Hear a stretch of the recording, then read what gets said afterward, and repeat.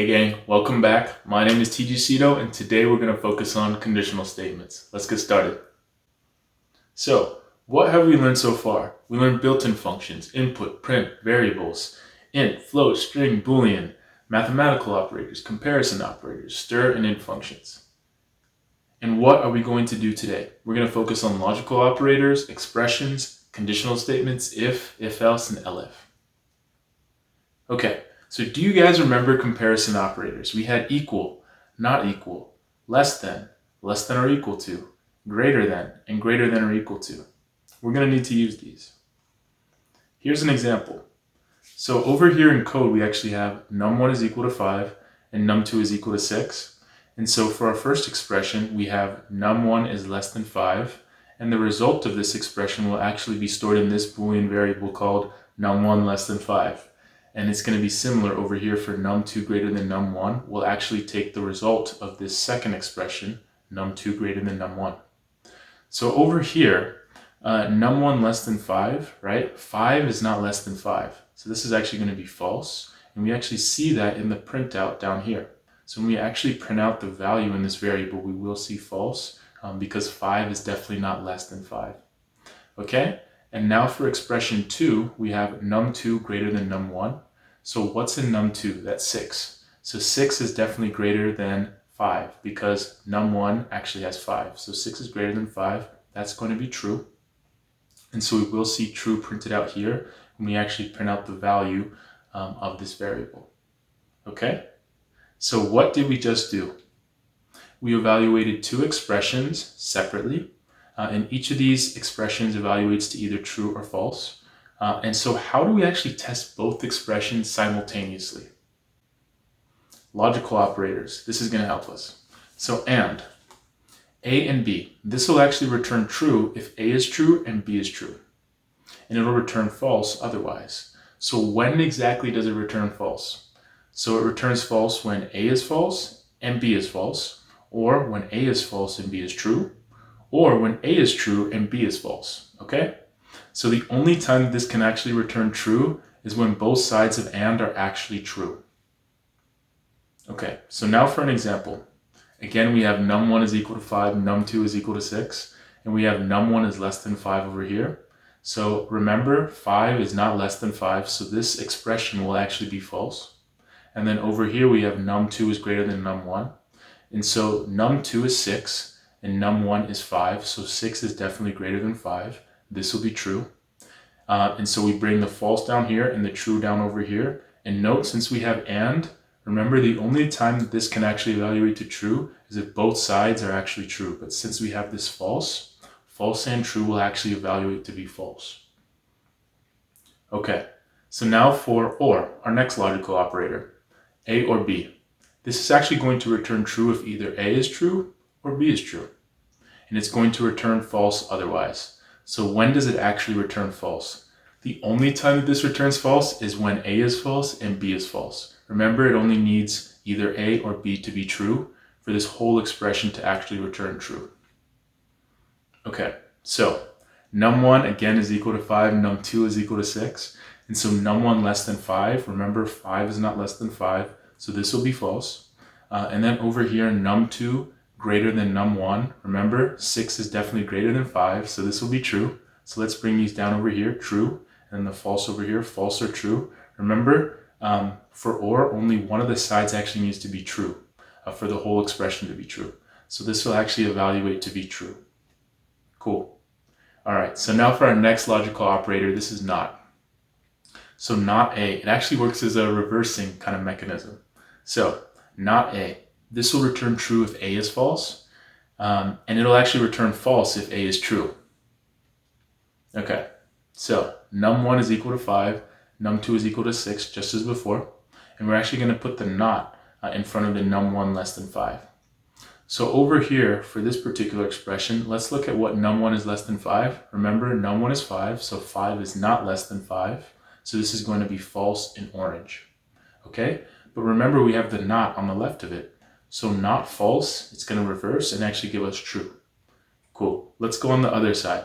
So num2 is greater than num1. Remember that num2 is 6 and num1 is 5. So 6 is definitely greater than 5. This will be true. And so now we have our true and true. And remember, for and to actually evaluate to true, both sides need to be true. So we will get true out of this expression. Okay, so what happens if we put the not on this side? So again, over here, num1 less than 5. Remember, 5 is not less than 5. So this will actually be false. And now for this side, we'll actually evaluate the num2 greater than num1 first. This is actually going to be true. Remember, 6 is greater than 5. So we will have a true down here. But remember, we have this not. So we will have the not true, which reverses and gives us false. So let's bring the false over here and the false on this side. And remember, false and false is actually going to give us false, because the only time and can actually give us true is when both sides are actually true. And so in practice, we actually won't have to evaluate this.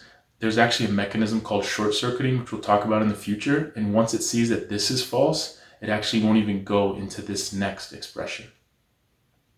Awesome. Okay. So now what happens if we actually have a not on both sides? So we have not here and not over here. So again, num1 less than 5. Remember, 5 is not less than 5, so this will actually be false in red. And then we have the not false, which becomes true. Okay? And then over here we have not of num2 greater than num1. And so remember, num2 is greater than num1. 6 is greater than 5. This will be true in orange. And then we have the not true, which becomes false. And so we bring the false over here and the true over here. And so now we have true and false. And remember, the only time we can get true from an and statement is basically when both sides are actually true. But because we have this false over here, we'll actually get false. Hey gang, if you're getting value out of this video series, please go ahead, smash the like button and subscribe so you can see all the videos coming out of this channel. Cool. Let's get back to the video. Okay, and now for expressions. So looking at this expression, how does one solve this? You're actually going to need order of operations. Note this is an abridged version, but this is sufficient for what we're trying to do right now. We will learn more operators in the future. Okay, so first you actually want to tackle parentheses. Any parentheses that you see, evaluate what's inside and then move on. Next, you want to tackle multiplication, division, floor division, mod, then addition, subtraction, then our comparison operators, then logical not, logical and finally logical or. And note over here, this goes from highest precedence all the way down to lowest precedence. All right. So over here in this particular expression, we actually need to look at this first, right? Parentheses, and evaluate what's inside. So 2 floor division 3. Remember, this is going to be akin to regular division. So 2 divided by 3, which is about 0.66. But it's floor division. So we actually need to go to the decimal place, truncate, and only select the 0 from the 0.66. So you see the 0 down here in red. And then over here, we'll see times, we'll also see mod. You guys remember that times and mod are actually on the same precedence level. However, if you ever see things on the same precedence level, you actually will evaluate from left to right. So first we'll actually do 4 times 6. We'll bring that down in orange, 24. And then over here, we see that now mod is on the highest precedence level, so we will evaluate that. So 0 mod 2, remember that 0 divided by 2, what's the remainder of that? So 0 divided by 2 has no remainder, that's 0. So we will actually have 0 over here. Okay, so now we can actually just go from left to right because we have addition and subtraction all on the same precedence level. So 24 plus 3, 27, minus 0, still 27. All right, and now over here, what do we see? What's the first thing we need to tackle?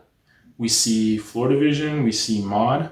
They're on the highest precedence level, but note we actually need to go from left to right because these are on the same level. So first, 72, floor division 8. This is just going to be 9, which we see down here in red. And then now mod is at the highest level, so we will do this expression. And so now 9 mod 3. Remember, that's 9 divided by 3. What's the remainder of that? So how many times does 3 go into 9? 3 times, perfectly, no remainder. So this is actually going to be 0, which we see down here in orange. So 1 plus 1 is 2, right? Plus 0 is still 2, minus 10 is negative 8. Okay, so now for a bigger expression. So what do we need to tackle first? So we see parentheses, okay? And we see inner parentheses. Okay, so let's first go to the parentheses and actually tackle the inner parentheses. 5 plus 2, 7. Okay, and we bring that down over here. And now we see we're still in parentheses, so 7 times 3, 21. Let's bring that down in red. And then now looking at this entire expression, we have mod, we have division. And so they're at the highest level, and we need to go from left to right. So let's first do this, 21 mod 4. Remember, this is the remainder, so how many times does 4 go into 21? That's actually 5 times, right? Because we have 5 times 4 is 20 with a remainder of 1. So this result will actually be 1, which we see down here in orange. And then now division actually is at the highest level. So we'll evaluate this. 24 divided by 4 is 6. So let's bring this down. And now at this point, our comparison operators are actually at the highest level. So let's evaluate from left to right. So 1 is equal to 1. That's true. Okay. And then over here is 6 greater than or equal to 4. That's also true because 6 is greater than 4. So we bring that true down and this true. And then finally we have true and true, which is true. Okay, and now for conditional statements. So if statement, what exactly is that? So over here we have if condition, then this command A, and then over here this command B. So what's going on? What's the English translation? So if condition is true, right? This condition can be an expression, a Boolean variable. If this condition is true, then we're actually going to enter the if block and execute A, and finally we're going to execute B, okay? And then if this condition is false, then we actually will not enter this if block. We'll simply go down here and execute B. All right, so now for some lecture examples to actually make this more concrete. So what we see over here, we're actually going to ask the user to enter a number with our input function and then convert that into its numerical form with int and store that in num.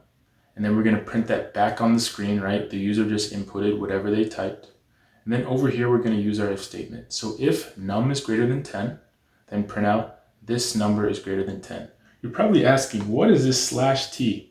So this /t is basically to actually add a tab when you actually print this out. It's additional addressing. Okay, so back to the example. So if the number is actually greater than 10, it'll print this out. And then afterwards, it's going to print out all done now. Okay, so let's actually try this out with a number. So enter a number, let me do 19. All right, so in this particular case, remember that 19 is going to be stored in num, and we're actually going to check over here. 19 greater than 10? Yep, that's true. And so we will enter this if block and print out this number is greater than 10 as we see over here. And then finally, we will print out all done now. Cool. All right, so let's go back to the slides. Next, if-else statement. How does this work? So over here, we have if condition and then A, else B, and then finally C. Okay, so what's the translation? So if the condition is true, right? If this condition is true, we will actually enter the if block and execute A. And then finally, we will jump out and execute C. Okay, remember that B is not executed if this condition is true.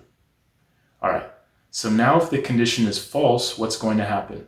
If this condition is false, we will not enter this if block. We'll only enter this else block and execute B, and then finally we will execute C. Note that A is not executed if this condition is false.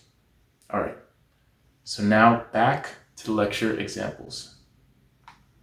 All right, so over here, we're going to do the same thing. We're actually going to take in the input stored in num, and then finally print that out. And over here, we're going to say if num is greater than 10, print out this number is greater than 10, same as the example above. But now we're going to use else. So else, print out this number is less than or equal to 10. So let's think about that for a bit. So if the number is greater than 10, print this out. Otherwise, print out this. So what's the otherwise really mean? So if it's greater than 10, that means it's 11 or bigger, right? And if it's not greater than 10, that means it's either 10 or smaller. And so that's exactly what we have over here. And then we print out all done now. So let's actually try that with a couple of numbers. So let's do 15. Okay, so we have 15 stored in num, and then we're going to go over here. Is 15 greater than 10? Yes, it is. So we'll actually print this statement. This number is greater than 10, as expected. And then finally print out all done now. Now let's try it with a different number. Let's do 3. Okay, so 3 will actually be inside of num, and we'll go over here. Is 3 greater than 10? No. So this condition is going to be false, and we're going to go into the else block and actually print this out. So this number is less than or equal to 10, right? 3 is definitely less than 10, so this is all good. And we actually see that down here. Okay? And then finally print out the all done now. So now back to the slides. Finally for Elif, aka else if. So over here we have if condition 1, then A, elif condition 2, then B, else condition C, or not condition C, just the command C, and then finally D. Okay, so what are the possible scenarios? So we have condition 1 and condition 2. Let's go through all the scenarios. So in this first scenario, if condition 1 is true and condition 2 is true, what do we have? So if condition 1 is true, we will actually enter this if block and execute A. And then we'll jump out and execute D. Okay? Next, if condition 1 is true and condition 2 is false, what's going to happen? So it's actually going to be the same thing. So since condition 1 is true, we will actually enter this if block and execute A, and then jump out and execute D. Next, if condition 1 is false and condition 2 is true, what's going to happen? So since condition 1 is false, we actually will not enter this if block. And then we're going to actually go over here. Remember that condition 2 is true. So now it's actually going to check, is condition 2 true? It is. So we will actually enter this elif block, execute B, then jump out and execute D. All right? And now over here, if condition 1 is false and condition 2 is false, what's going to happen? So since condition 1 is false, we will not enter this if block. And since condition 2 is false, we will not enter this elif block. So finally, we actually will enter the else block and execute C, and then finally execute D. All right, so now back to the lecture examples to actually make this more concrete. So what we see over here, same thing, we're taking in that input and storing it in num, printing out what the user just inputted, and now finally over here, if the number is greater than 10, print out this number is larger than 10, right? Elif num greater than or equal to 8 and num less than or equal to 10, print out this number is between 8 and 10. We'll break this down. And finally else, print out this number is less than 8. And so over here, what are we really doing with this statement? We're saying if the number is greater than or equal to 8 and the number is also less than or equal to 10, which means it has to be between 8 and 10 inclusive. And so we're saying if the number is greater than 10, do this. If the number is between 8 and 10, do this. However, right, if it's actually less than 8, then finally do this over here. Those are the 3 categories. We have greater than 10, between 8 and 10, and less than 8. And so let's actually try this out with a couple of numbers. So over here, let's do 15. Okay, num has 15 as expected. This particular condition is true. 15 is greater than 10. And so we will print out this number is larger than 10. All right, and then finally the all done now. Now let's do 9. What we will see is num will have 9, and 9 greater than 10, that's false. So we actually will not go into this particular if block. And then we're going to check over here. If num greater than equal to 8 and num less than equal to 10. Is 9 greater than or equal to 8? Yes, that's true. And is 9 less than or equal to 10? Yes, that's also true.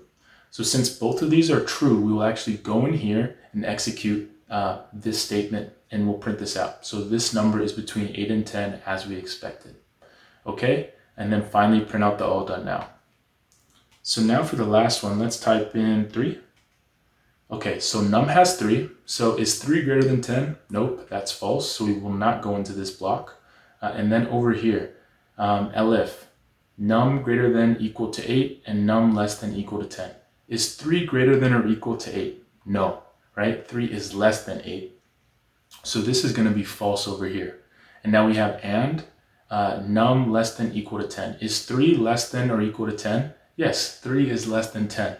So this is going to be true, but over here this is going to be false. So we have false and true. And remember with and, if we have a false and true, the whole expression will be false. So since this condition is also false, we finally go into the else block and actually print out this number is less than 8, which is what we see over here. And then finally we print out all done now. Cool. Okay guys, we're all done for today. Thanks for watching. We learned a ton. We do have a workshop video coming out soon. We're actually going to put all these concepts together, so be on the lookout for that, and I'll see you guys soon.